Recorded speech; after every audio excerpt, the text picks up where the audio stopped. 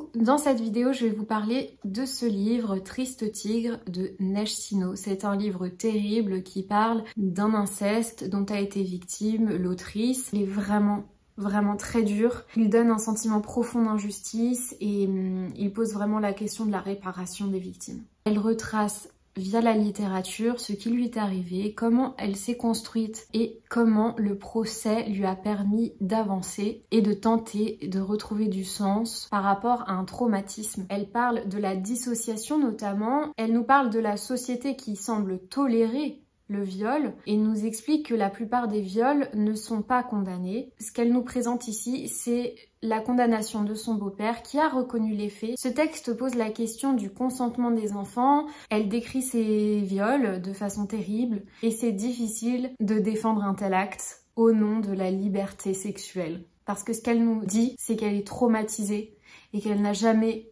été consentante. Le tabou dans notre culture, ce n'est pas le viol lui-même, qui est pratiqué partout, c'est d'en parler, de l'envisager, de l'analyser.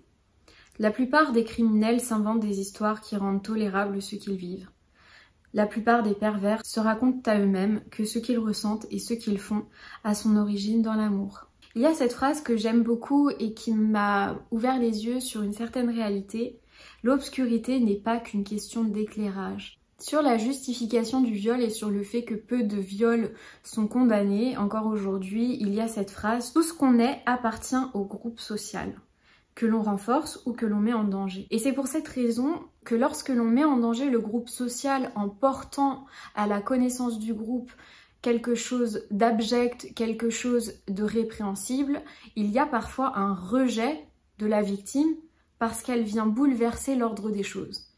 Et c'est ça qui est quand même assez étonnant parce qu'elle est victime. Mais comme elle dérange, on préfère mettre tout ça sous le tapis. Sur le viol, elle dit que c'est un acte irréparable et qui marque à vie la victime et le monde. Ce texte me fait d'ailleurs penser à La petite fille sur la banquise d'Adélaïde Bon qui évoque également une agression sexuelle, un viol dont elle a été victime avant ses 10 ans. Elle fait ce travail sur la mémoire et explique qu'il y a un paradoxe, car en dépit de l'évidente impression de la mémoire individuelle, le souvenir traumatique est très inscrit. Il faut se rendre compte de ce que c'est qu'un traumatisme et des conséquences que cela a sur la personne qui le subit dans sa vie quotidienne des années plus tard. Elle est comme hantée par ce qui lui est arrivé, ne trouve aucun sens et elle est harcelée par des pensées terribles, par des cauchemars qui la suivent sans cesse et qui lui donnent envie de s'isoler et parfois de mettre fin à ses jours. Il existe de nombreuses associations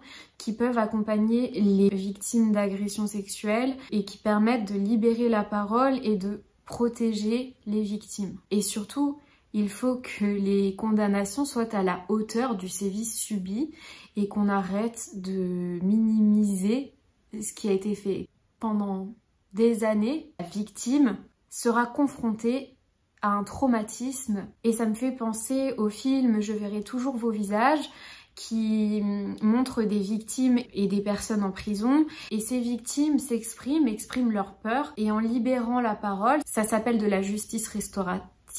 Ça permet aux victimes de passer à autre chose quand c'est possible. Et ça, c'est quelque chose de très intéressant dans ce film. Je vous recommande de le visionner. Voilà pour cette vidéo. Je vous dis à bientôt.